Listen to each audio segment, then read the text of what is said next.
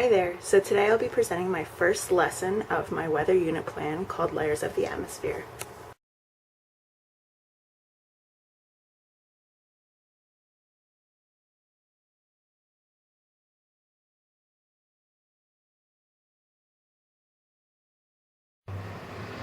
So since this is the first lesson of my unit, I would begin with reading Cloudy with a Chance of Meatballs by Judy Barrett to introduce the whole idea of weather, and kids love this book.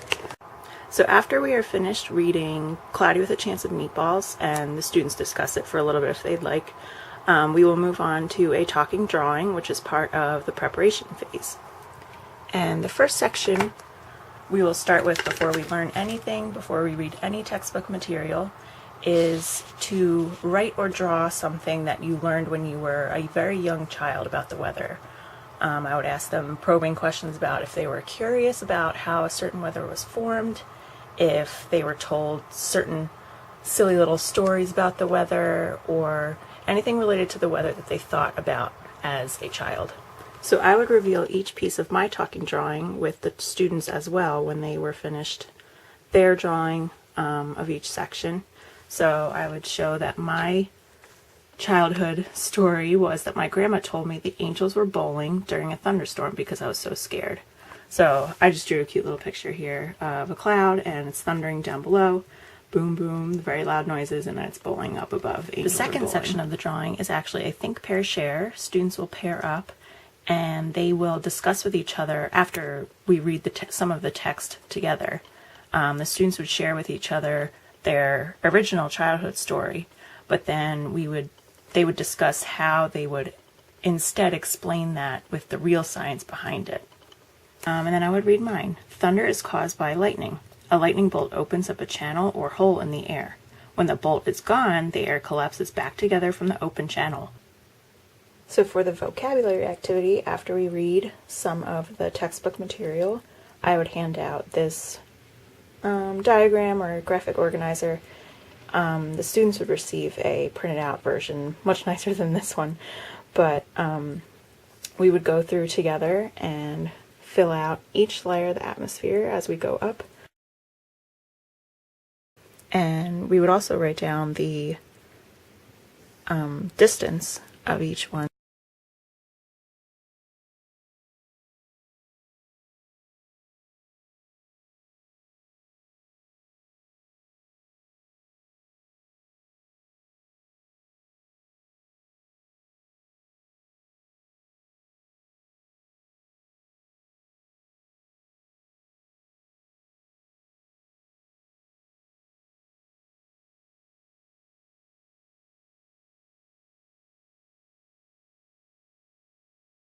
And then we will also talk about just a couple little things that are in each layer. So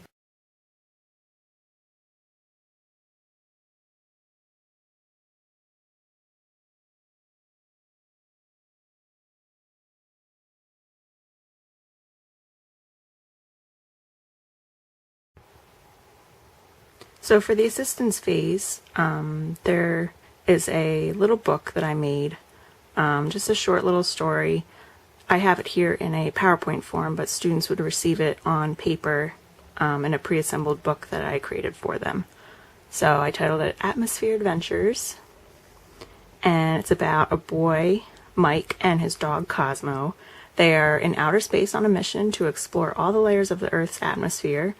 They say they might need a little help because they're lost.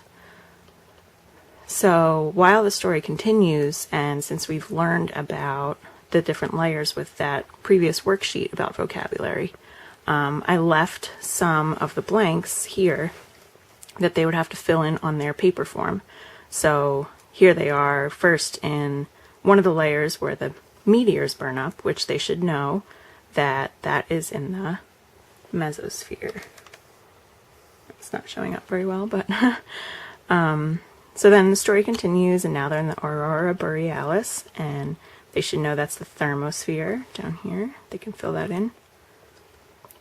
Then they move the opposite direction again. They're back where the meteors are, and they would have to fill in meteors instead of mesosphere. Then Then they move on and they see the weather balloon and jet aircrafts. So now they should know they're in the stratosphere. They're getting closer to Earth. And finally, they're in the troposphere. And this is the closest layer to Earth. And they say, let's get back in the spaceship and make a safe landing. Thanks for joining us. So for the reflection phase, I would group students into 4 and assign each group a section of the text that we are reading. They will receive a certain book heading that they can label in the middle, and based on what they read together, they can fill in content, they can draw some pictures or a diagram if needed, and other quick facts or strange facts, anything they find interesting. That's one format, and they can do the same with this format or this format. And I want to give students choices because even a small choice like this one will hopefully motivate them to complete the entire organizer together. So after the graphic organizers, students still remain in their groups of 4, but then they pair off with each other, making 2 groups of 2, and they will be conducting some 3-step interviews. So first they will write down their own make-believe weather story. This is all referring back to their talking drawings from the preparation phase. So first they write down their make-believe weather story and their science behind their make-believe story. Then they will interview partner 1, whoever they choose, for the same format. Write down the partner's make-believe weather story and the partner's science behind it. And then again for partner number 2, they can choose somebody else if there's time, and they will write down their make-believe story and the science behind it.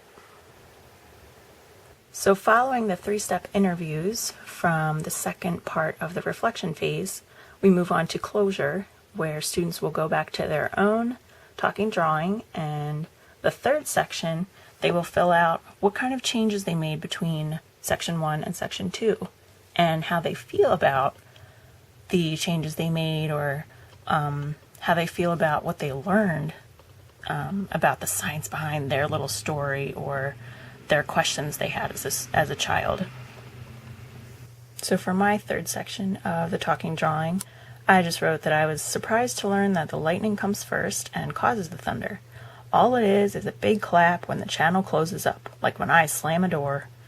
So students can write whatever they would like about their feelings. It is very important to have students give them a chance to explain their thoughts and their feelings.